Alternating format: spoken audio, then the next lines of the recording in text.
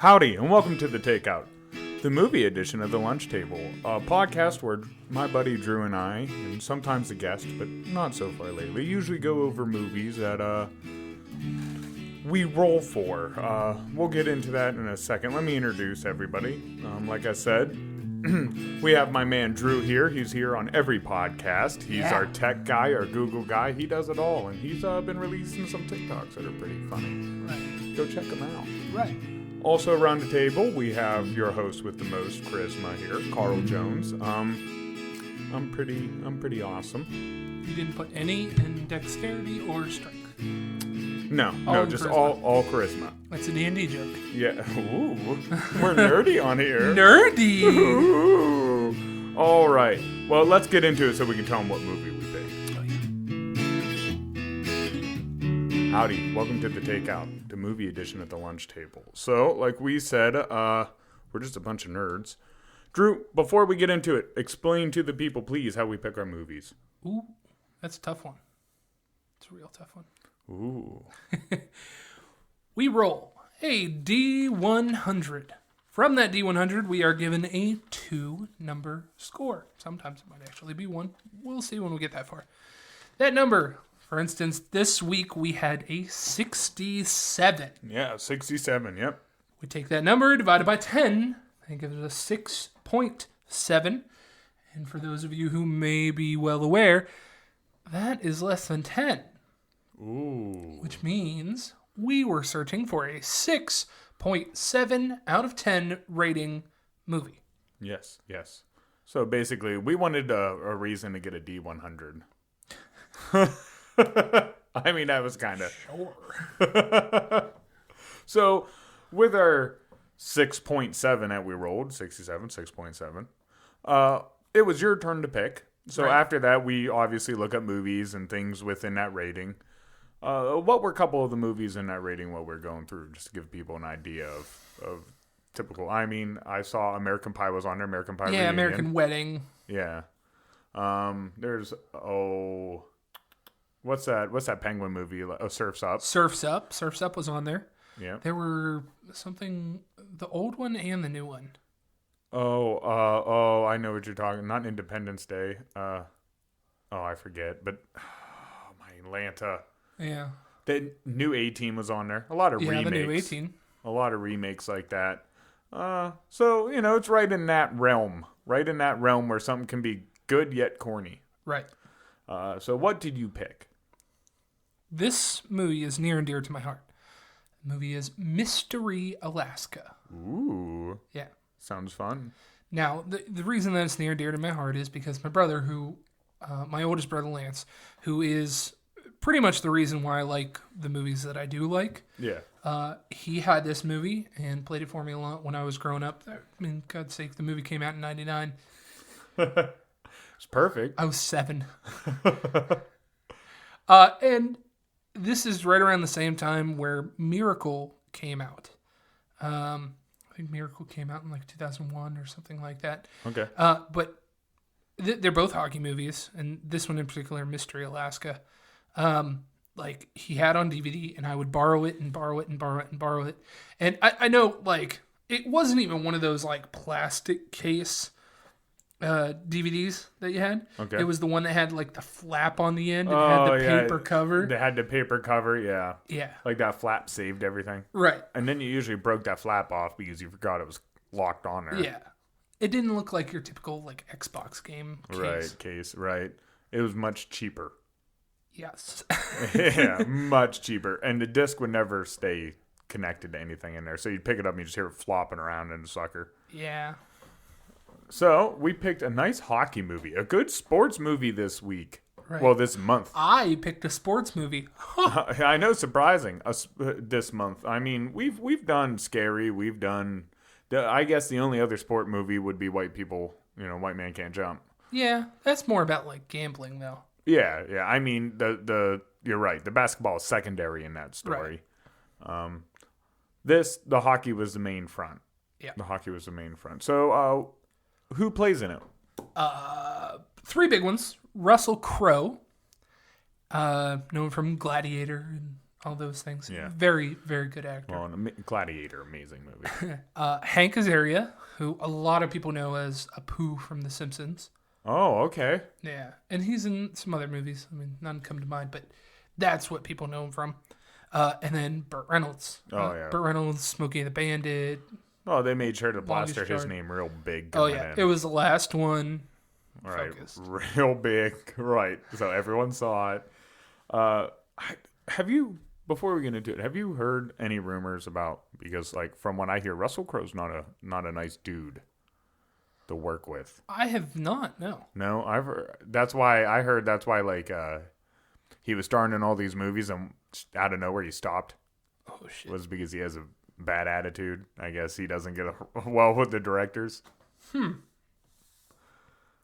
I mean, I can kind of see it. I mean, every light that gets painted of him, though, is like that nice older guy. Who... I don't hear too much about him. Like, besides that one rumor that I heard, most of the time I don't hear anything about him in the.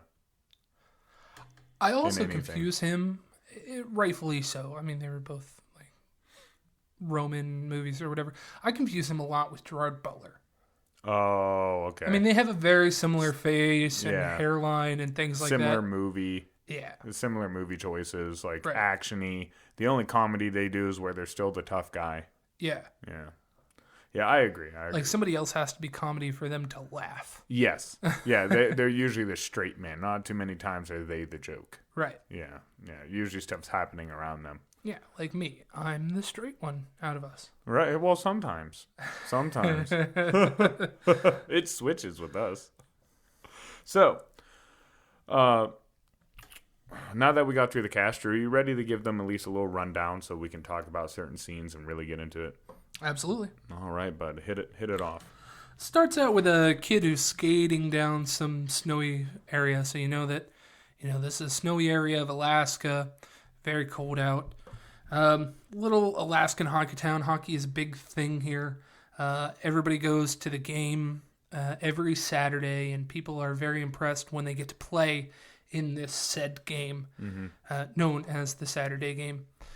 People who are too old typically get pushed out. People who are young move in, just to keep the game exciting. Yeah. Everybody comes in every single game to watch the game. It is the thing in that town. It's like a church.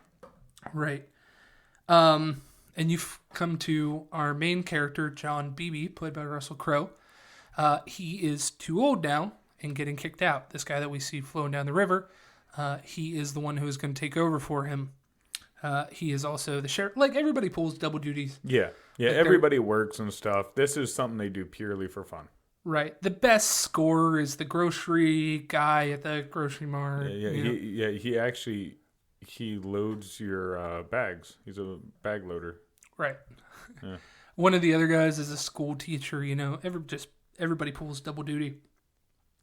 And then you see all these kids like playing on the ice. So you can tell even from the bottom of the young age, like it is a big thing. Yeah. To play hockey there. Yeah, it's the town's identity for sure. Right. You have older people that did hockey and then came back. You had, I mean, they're building it like football to Texas. Right. Turns out one of these kids that did not play hockey wound up going to New York. Name is Charlie, played by Hank Azaria. Mm-hmm. And he is working for Sports Illustrated. He's a journalist and did a article about Mystery Alaska and how these guys are the best at hockey. Yeah. They've honed their skills on the pond ice and can do everything that NHL teams can do, and they can beat them. So obviously that starts some problems to where NHL teams, specifically the New York Rangers, are challenged by the guys from Mystery Alaska. It's kind of like I didn't challenge you, you didn't challenge me, so on kind of thing. The town wants it to happen. Basically, what? Yeah, I feel like the black sheep there, because that's what he reminds me of. The black sheep basically instigated and was the middleman, but he wanted it to happen, so anything New York heard came from him. Right. So they have a town hall to discuss if they can win, because they don't want to play in this game if they're going to be humiliated. Right. And they said, it'll be tough. but on a pond, we are the best, and nobody can beat us. Right. So the whole town agrees, go ahead and play the game. And during this time, you start to see the town change. Specifically the hockey rink, where the hockey rink now has lights and a scoreboard and boards around the outside. So it's no longer a pond that these guys have played on every week. It is almost an NHL arena. It's slowly becoming, an NHL arena. Still bigger than one. Right. Which gives them an advantage, but yeah. So the town starts getting ready. The team starts practicing.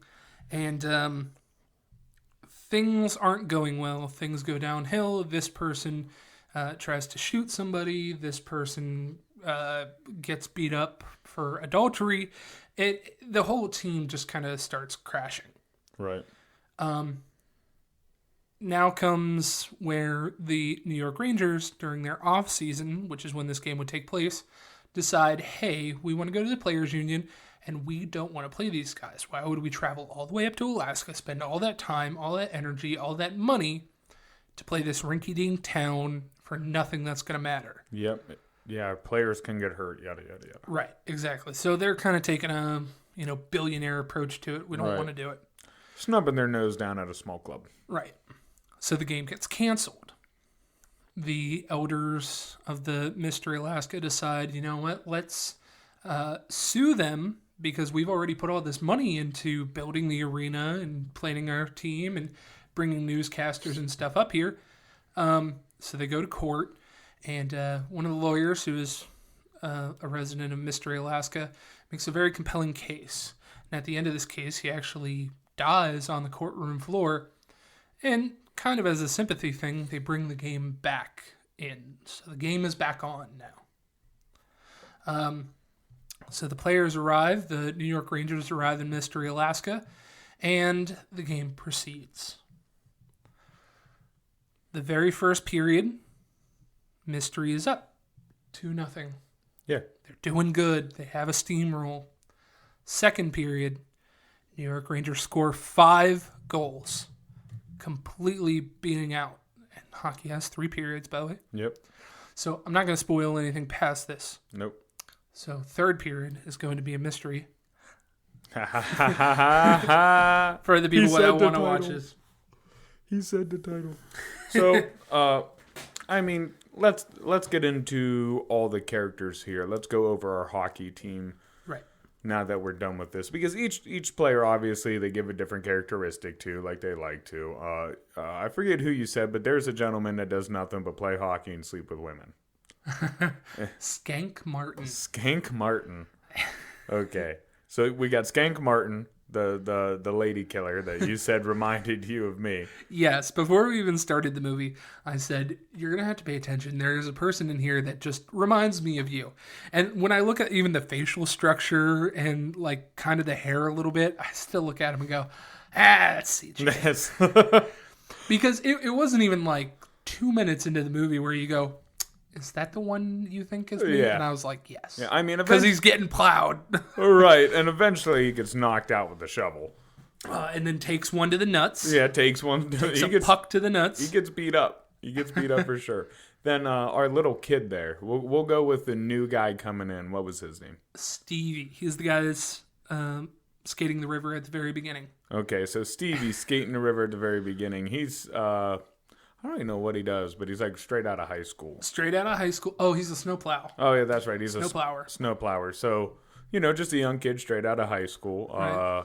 He's dating a girl. That girl happens to be the daughter of the judge of the town, who winds up being the coach of the mystery team. Right. It's one of those... Burt Reynolds is always a coach. Wasn't he in The Longest Yard being a coach? The second time. Yeah. In the original movie, he was... the quarterback. Paul Crew, yeah. Yeah, but the second time he's a coach, and I've seen him in that role a bunch. It seems to fit him. I mean, when Burt Reynolds talks, people listen. Yeah. Sometimes that's bad. No, not in the roles that he plays. No, but I mean in life. Most of the time, he doesn't say anything. When he says something, it needs to be heard. Right. At least in these movies. Right. He's the guy who says the right thing at the right moment. And Smokey and the Bandit, he never shuts up. I've never seen Smokey and the Bandit. Plot twist, Smokey and the Bandit 2, he doesn't shut up.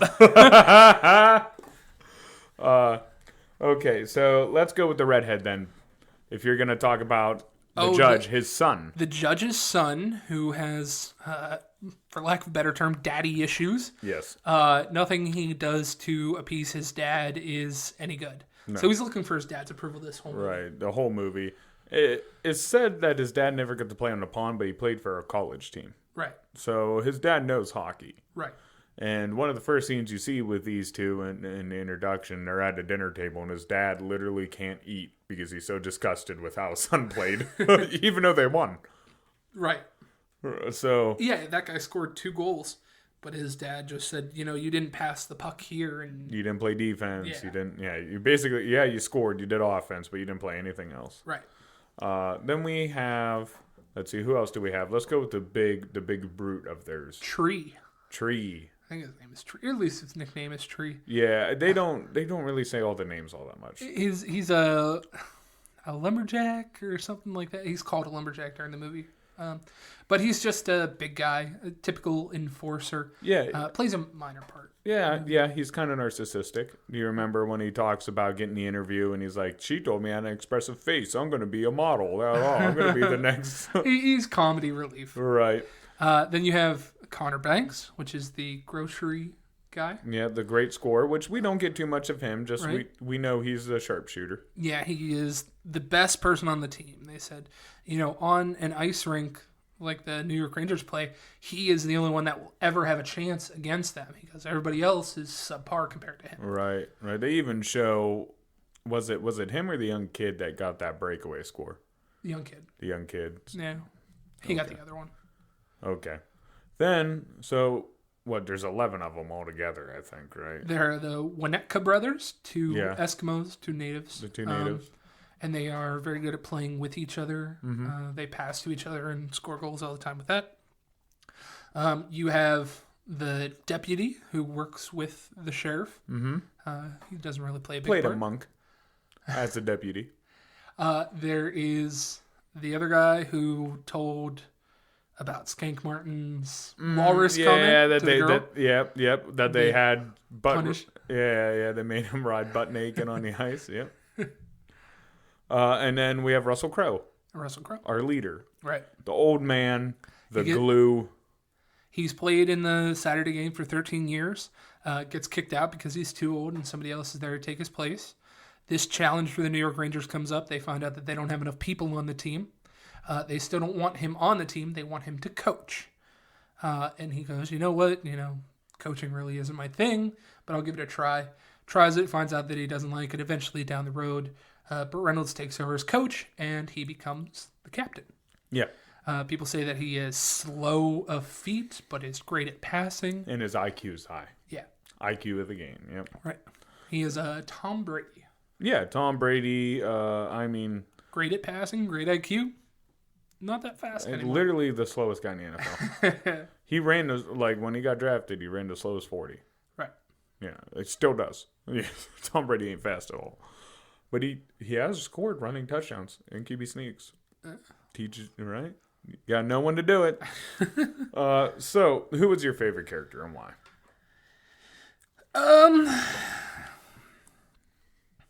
Not a player. I actually enjoy Hank Azaria's character Charlie. Really? As the black sheep from the town. I don't know. He has his own little story arc to where he's trying to do a good thing and get shit on the entire time. And yeah, he's doing it for money and fame and everything. He brought the New York Rangers there because he wants to give a big FU to the town that made fun of him, saying that he skated badly when he grew up. But at the very end, the resolution of the movie, he gets redeemed a little bit. My thing is with him, he was probably my least favorite, and here's why. I really hated his character arc. Because his character arc only happened because he realized, everything I tried basically failed. Let me try something else. He comes back into town. He's a giant douche. He has to show everybody off, which we all know this ain't going to get the people in the right way. doesn't ask them how they feel. He's already bragging to a whole nother state about them being able to whoop their ass, which they don't seem to be much braggers. Well, it seems like he doesn't fit in New York because he's from Alaska, right? And doesn't fit in Alaska because he went to New York. But then he comes back to Alaska, instantly starts hitting on a married woman with 3 kids. Yeah, it was his old girlfriend when he left. Yeah, and you could tell he don't care how like Russell Crowe or anyone feels about it, right? So, like, in that sense, I'm like, dude's just a dick. And then at the end, he was like, oh, here's maybe a way they'll like me. Well, I mean, at the very end, he was worried that, like, they would lose or, they would win. And either way, he's fucked. So, Who? I guess the term Russell Crowe says, either you thought about it and you still had it happen, or you didn't think about it, and that's just as bad, and let it happen. Yeah, well, that's basically talking about if this professional team comes in and crushes them 25-0, like basically embarrasses them, and then he's saying, hey, what you would do if that happens, because you didn't think through your actions, since you only think about yourself, you're going to kill the only thing the town has. Right. Because once you get embarrassed by this professional team, no one's going to meet up every Saturday for these games. Right. The illusion and dream is over. Right. So, like, it was a guy who doesn't get it and was trying to force himself in. And I guess he has a little arc, but I don't know. He still seems kind of like all about him to me. Right. Who was your favorite? I liked Russell Crowe. Yeah. I really did. That's a canned answer. I mean, it kind of is. It kind of is. Russell Crowe's pretty good. If I couldn't pick him, I don't know. It's like, because I really like the dynamic of him and his wife. Yeah. I really like the story behind that. I like the young kid. Yeah. That was funny. Watching him be young, and then I have the whole scene of him in the car there in the snowplow was hilarious. I don't know. To me, they focus on so many different people that it was hard to really get too much of one. Oh, yeah. Yeah, I was about to say that, like, they focus so broadly on everybody that they can't specifically focus on one person. If you watch, the second 25 minutes, you're like, well, who's the goddamn main character? Right, yeah. It's not like it follows one person. Yeah, it's not like it follows Russell Crowe around or something like that. Which I like him because he seems to be the problem solver of the town. He's the sheriff. Right, and he's a calm sheriff. Look how many things he has to deal with. There's a bunch of crazy things that happen. Even the black sheep dude, he sits him down at one point when he drunkenly steals the Zamboni. Could have arrested him right there, threw him in jail. Instead he sits down and actually has a heart-to-heart with the dude and helps him out. I relate to the idea of being forcibly done with something you're not mentally ready to be done with. I think that is a struggle that everyone goes through. He's getting kicked off the team. He ain't ready to be off the team. He still he can still do stuff to help the team, but the way they're looking at it as you got like 2 more years and you're done, might as well start training this kid. Well, the kind of whole dynamic is at the very beginning of the movie, like there is no coach. Yeah. It's just these players that, get together and then they decide randomly who's on what team for this day. The council decides. No, on they the team. Pull out the jerseys. Yeah, they pull out the jerseys for the team, but the council decides who's on every Saturday. Well, I was saying who determined which side the players were on. Yeah. Like what team based what team. Right. So there's no need for a coach in that case. Yeah. So even though these New York Rangers are coming in, that coaching job is that one day, and then they no longer need him. Yep. So it's like, hey, we need you for one last hurrah, and then right. you still get a big fuck you. Right, and then you need to get the fuck out of here. Right. And, I relate to that. I like that. I wish they would have focused on that story arc a little bit more. I think they needed to stay off of Stink Stanley there. Skank Martin. One of the things that because this is like the 30th time I've seen this movie, I get to see it in a different light than I guess you would at some different points. I mean, that always happens when you watch a movie for the Right. You umpteenth catch time. more and more stuff every time. Most of the people in the Saturday game are of a younger age. Yes. And that that this Saturday game has been going on for the last 40 years because the judge wasn't in and he's not a young man. Right. And Russell Crowe is the only really old one on the team. Yeah, when they say he's been in for 13 years, they say that's the first time ever anyone's played that Sets long. a record, yeah. Yeah. So I'm wondering if anybody else was ready to stop playing after a certain point. And Russell Crowe or John Beebe was just holding on to some type of fame in town. I don't think that was it. I think he just liked dealing with the men. I think he liked a camaraderie. Like when you're in a sport like that, it's hard to find it anywhere else. Yeah. So, and he was the leader. Like they said, he was the glue. He went in, he was the leader. I think he liked leading the guys, is what he really liked. And when it comes to others, I think what it might have been there too, I don't think anybody probably wanted to quit because like they said, not everyone gets picked to play on Saturdays. Right. So it's not everybody in town gets to play on Saturdays. They pick the best hockey players of the town only play on Saturdays. So what probably that was, the way I would assume, is he just had his talents longer than others. He let his IQ in passing, like he got smart with IQ in passing, which then let him stay on the team longer. Right. Because he was more vital. In the 5 minutes leading up to the first game, I also noticed them saying "Hey, make sure you play good today because we're going to be watching. Yeah. Have a good game today." Yeah, I caught on to that too. Remember? And I said, well, that's weird. They said that. Is he betting on him or something? But it was his last game. Yeah, it was to get him gone. Yeah, it was his last game. And like we said, the council kind of decides that. Right. There's a little 2-man council. 3-man. Yeah, because of the mayor, whose wife's getting slept with. By Skank Martin.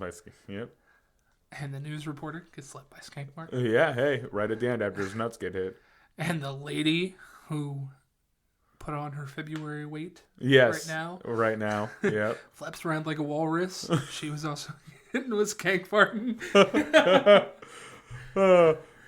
You know what?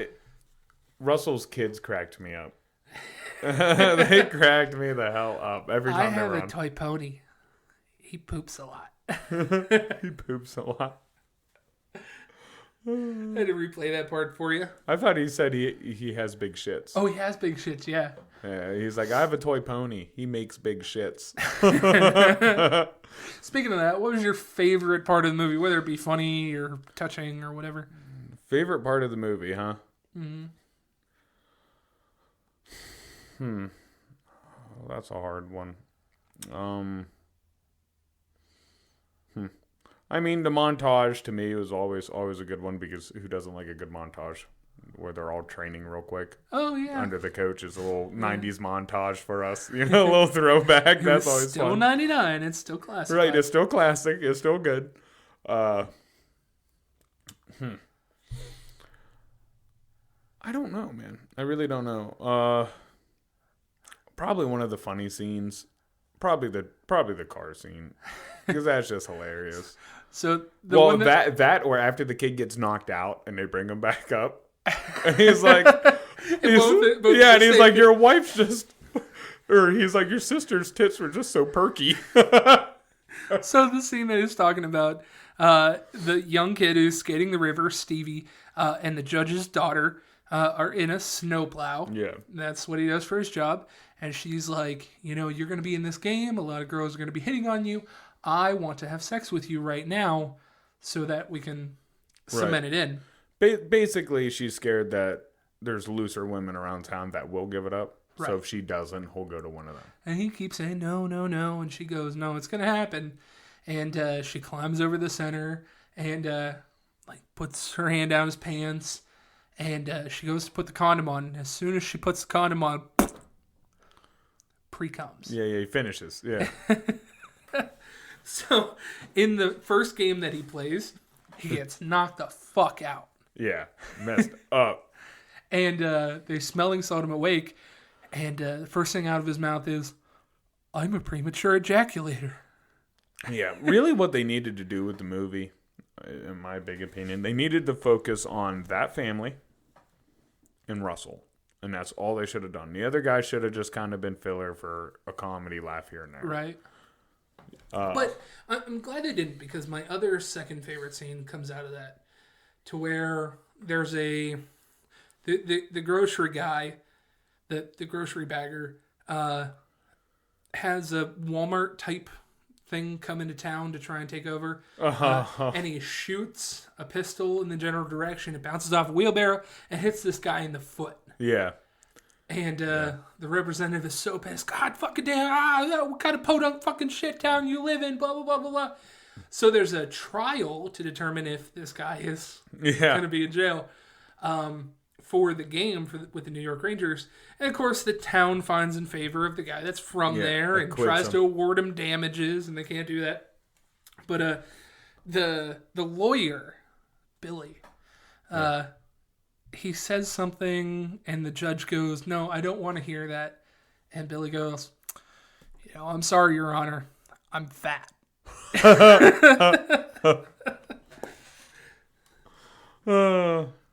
Yeah, but I mean, like, even that could have still fit in. I just, the movie tried to focus on too many people, and I think in that sense, you never really got connected with one character.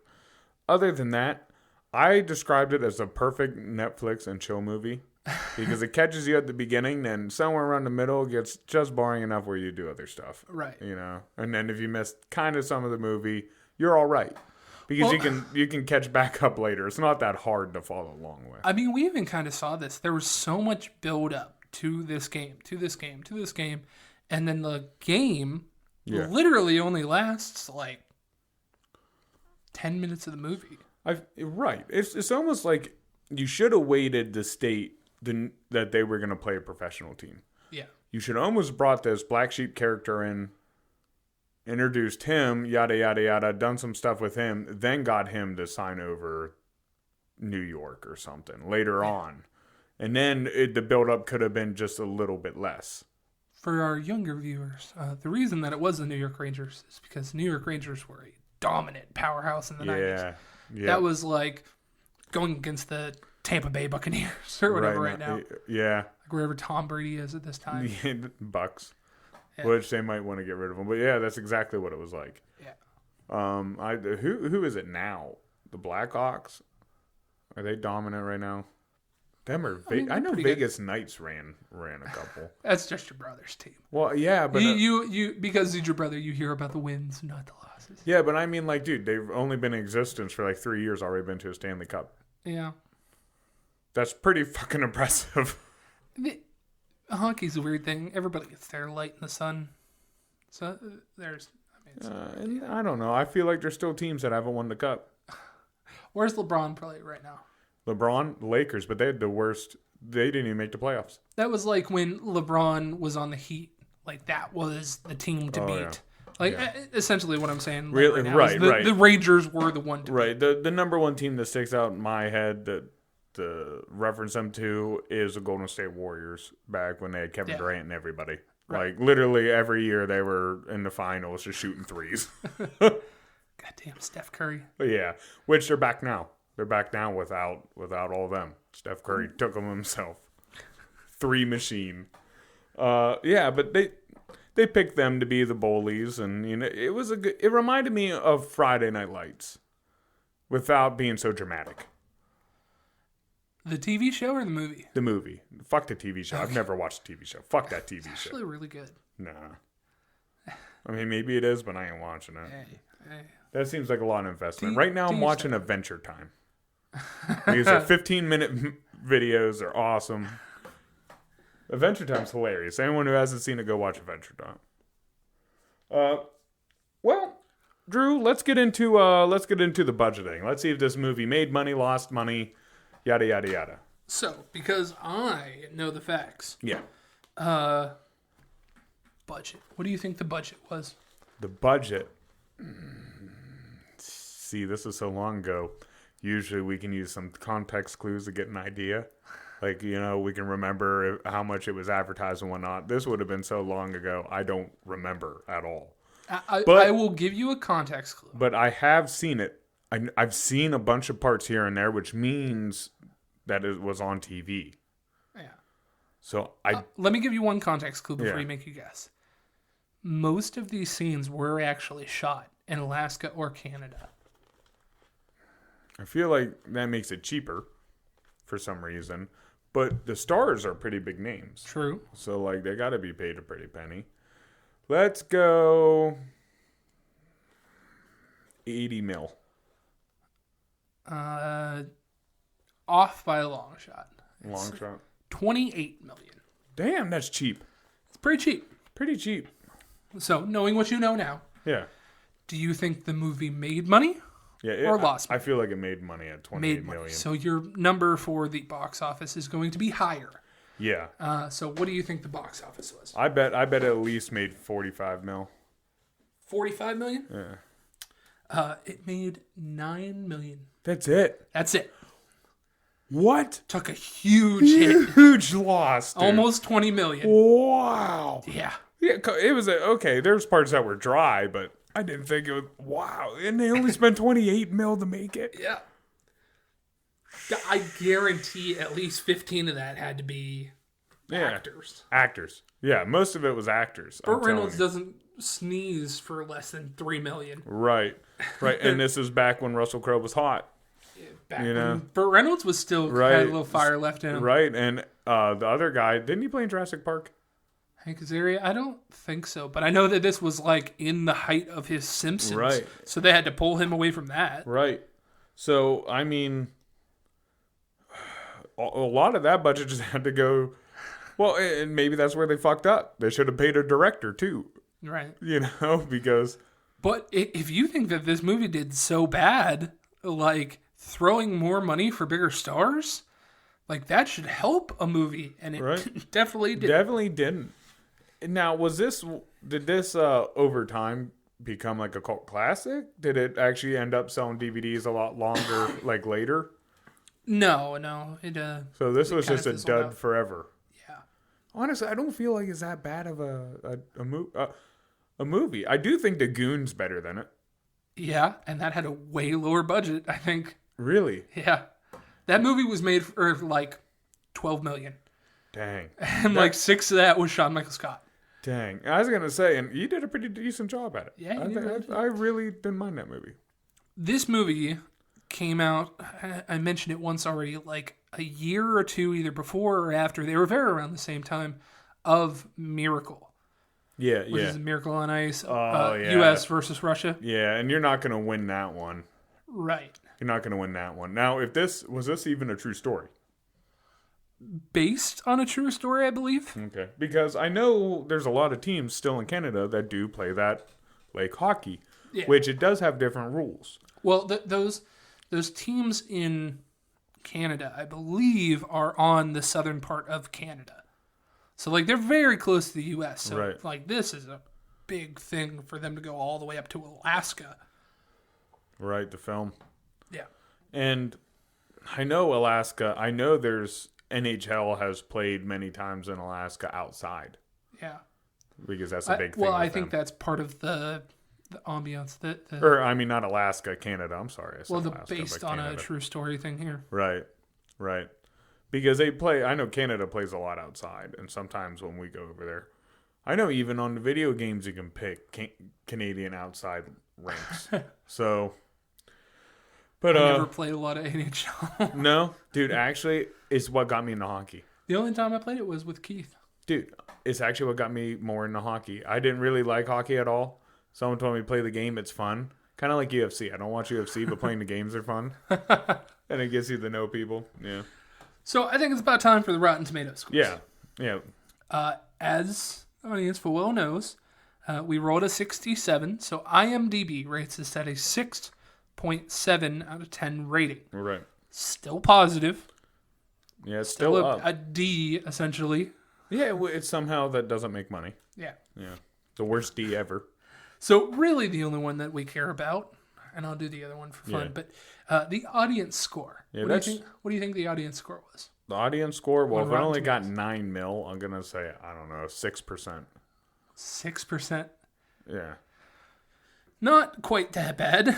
It's actually really, really close to our 6.7 for IMDb. It got a 66%. Oh, so how did it lose money? But the majority of people that watch it like it. It wasn't advertised a lot. Yeah, And I think only a few theaters had it. I would really like to see the sales afterwards. Just to see if it did end up getting, like, just slowly but surely, some of those movies through words make more sales later. Like Back to the Future. Back to the Future. I think Charlie and the Chocolate Factory did that. Yeah. When it first got released, it bombed hard, and then it becomes a cult classic somehow. Right. Now, the one that we really don't care about, and you always know how this goes. Yeah. What do you think the critics rated it? Right, the critics. First off, I don't like the critics because, like even us, I guess we're here criticizing the movie. Yeah. Criticizing. But Dude, I would love to rate a movie and have it be in the Rotten Tomato score. Yeah, actually us be critics. I will know that I made it at that point. But I mean, most of the time, like, I don't know any of the critics. None of them are known to me, so I don't give a fuck about their opinion, right? And even here, no matter what we talk about, I still want the people to go watch the fucking movie. Yeah. Because I like obscure movies anyways. Like, The Truman Show is one of my favorite movies, and I know a lot of people don't care for that movie. Biodome. Biodome. Yo, dude, where's your car? Like, so I already know some of the movies we love, everybody hates. Yeah. So, like, go watch your own shit first and foremost. Don't just listen to us unless you just want some giggles, But go view it yourself. But at the end of the day, these critics, since I don't know them, I just don't give a shit. So it makes it hard for me to also judge what they're gonna pick, which is another reason why I hate doing this. So let's see. The critics, they're gonna be assholes, I feel like. Now, well, see, the critics focus on certain other things than the audience does. The audience focus on if they like the characters, if they like the story, if they were surprised, and things like that. Critics focus on how was the lighting, how was the cinematography, how was the front actor, how was the love interest between the two of them. Yeah, but I believe a lot of that stuff is mute to the story. You can. Hey, that's what you win awards for. Yeah, but like you win awards for best actor, best trailer. Yeah, best... but a lot of that's also like a lot of that voting is all bullshit, anyways.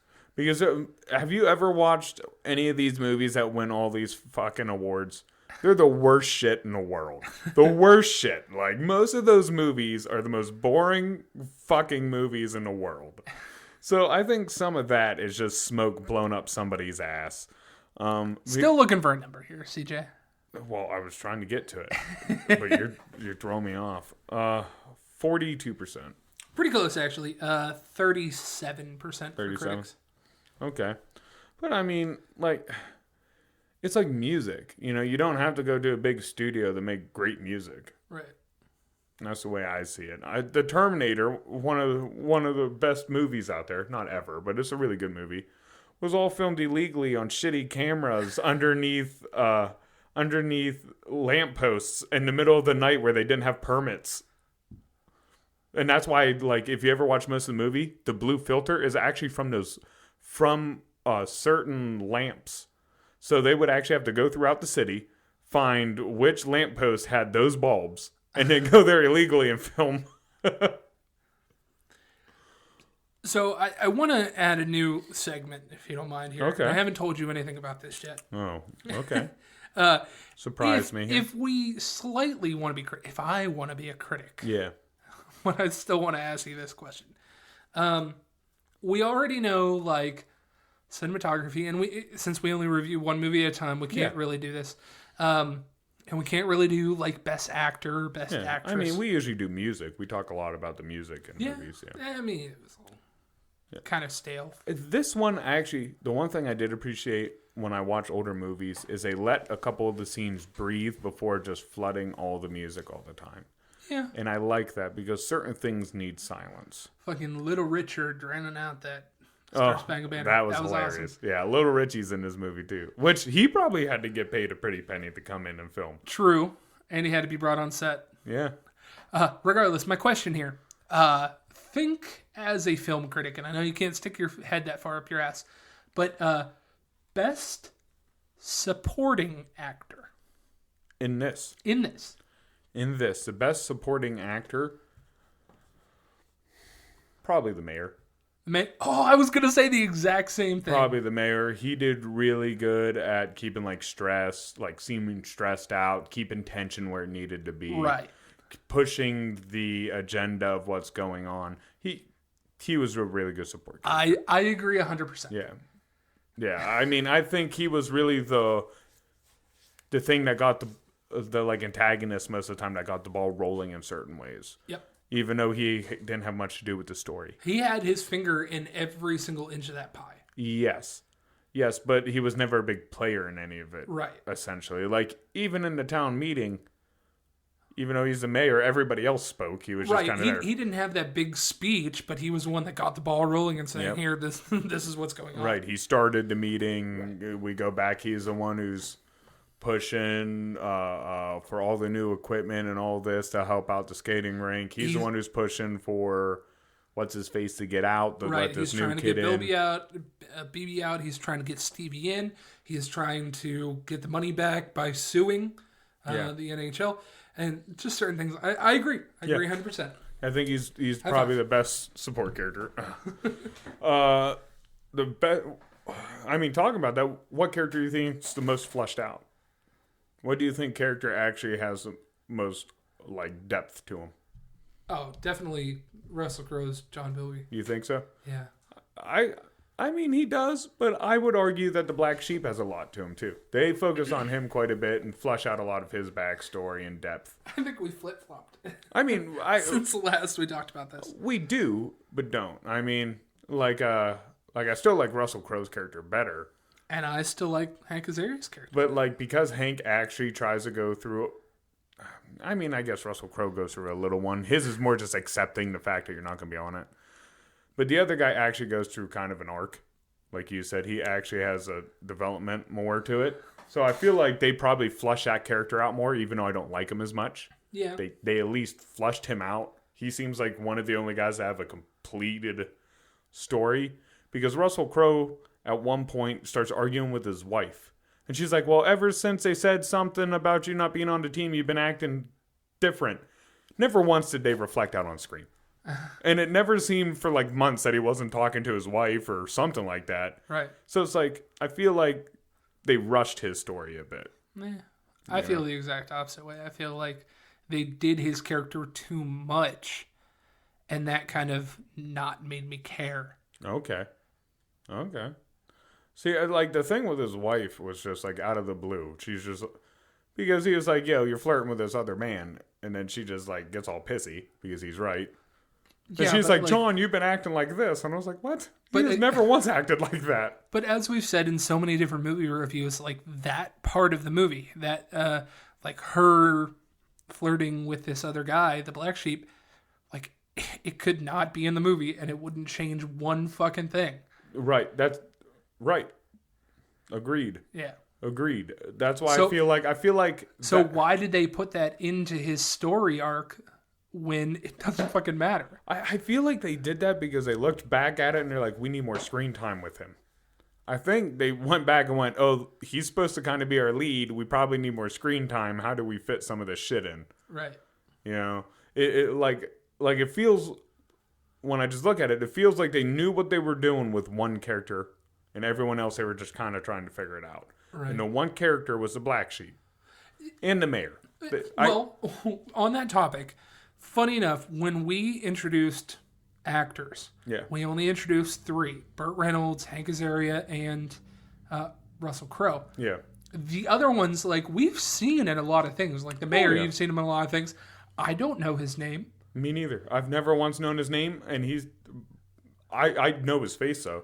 But it's super funny that you said that those are the 3 people that have fleshed out stories because those are the 3 that they focused on. True. And those are the Reynolds, 3 that are on the Wikipedia thing that said, Burt those Reynolds, were the main actors. Is on there, and his isn't as much fleshed out. He has his own little character arc with his daughter, the new kid, the judge, the coming back around to the team, the son. There's a lot to him. Yeah, but I feel like his just kind of happens like this.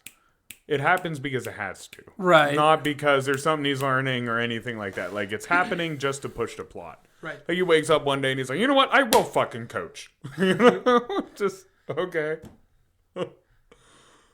But, So, our poll for this week, did you like this movie or did you not like this movie? yeah, a good poll. Yeah.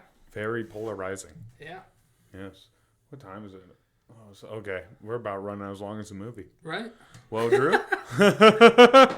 Drew, you about ready to plug then? I sure am. All right, go ahead, bro. We're on Anchor, Apple, Spotify, and now Google Podcasts at the Lunch Table PBJ. That's probably how you're listening to us right now, so keep doing that. If you're not listening to us on there, you're probably watching us on YouTube at the Lunch Table PBJ. If you're not, you should do that. Yes, definitely. We did a bunch of filming today, even. Right. I'll get to Bunch, that. yeah. We're on Twitter at Lunch Table PBJ. That's where we have a lot of polls, and you can always stay up to date on everything that we're doing. We're on Facebook, Instagram, and TikTok at the Lunch Table PBJ, as well as on Facebook at the Munchies, which is our fan page. Yes. You can stay up to date on everything there. You can watch some of the cool videos that we put out, and you can always stay up to date on any of those things, and who knows, even make a conversation. Yeah. Tell us something you like, tell us something you don't like, tell us, we hate movie reviews. We don't want you to do them anymore. Yeah, tell me I'm a fucking hypocrite. I know. Oh, I'll tell you. Yeah, tell me. I'll tell you right on there. Yeah. Tell me it hard. You're a hypocrite. Right in a good spot. And lastly, we're on Patreon at the Lunch Table PBJ. If you want to be that person that gives a little bit extra, it's only $1 a month. That $1 a month lets us know that you care. Sharing is caring. That's it. Sharing is caring. Man, we need a Care Bear. Yeah, you know who does care? Nick Jones. Nick Jones. And that will happen to anybody else who decides that they want to be a Patreon member. We shout you out for each month, each episode. Yeah, every episode. That inside that month that you do donate. Yes. And we are working for even further stretch goals on certain things like that. Yes, sir. And it'll get better and better as it goes. As it goes. That's right. I mean, we only have so much time, and we got to make our money to keep this going. Right. This doesn't make us money, so we got to make money for it. Speaking of making money. Speaking of Can I tell him? Yeah, go ahead. I got a job. Ooh, we'll talk about that here pretty soon. We'll get more in depth with it on the next podcast. This is a movie podcast, so we won't run it too long with our personal stuff. But today it happened, so I had to drop it. Yeah, he got the offer today. A lot of good things have been happening for Drew. You know, another good thing, tell them what happened. Anyone who listened to last week's episode, we went to a bachelor party, wedding, and all that. Right. So tell them the other good news you have with that. Oh, I'm down to a 4X. Yes. Hell this man has lost 100 pounds? Yeah. 200 pounds? Right around 100 pounds. Right around 100 pounds? Yeah, so, I mean, 100 pounds down, you got a new job, doing lab work, fucking killing it right now. Exactly what I kind of want to do. Yeah, exactly. Just keep it going. And I hope everybody else is having great luck. Great luck out there, man. I really do. It can be hard, especially around these times of gas prices and all that. Oh, yeah. Well, Drew? Well, CJ? Anything else left to be said? Go watch this movie. Even though we bashed it for a solid almost hour. Yeah, almost. I mean, but that's what we do. We like the movie even though we bash it. We bash it because we like it. Except for Meet the Deagles. That was bad. That was awful. But I still want people to watch that. Episode 2. Again, another Drew pick. Yeah, the first one, the Sparky pick, actually was better than what I thought. Right. It wasn't the worst. Another one that was bad was our Christmas one. Krampus? Krampus, that was pretty fucking bad. All right, man. Well, everybody, thanks for stopping. Drew, thanks for being you, man. First off, I'll thank you first. Thanks for being you. Thanks for always being here. Fans, thank you for coming in. Thanks for listening. It's getting a lot more fun around here. Bye. That's all, folks.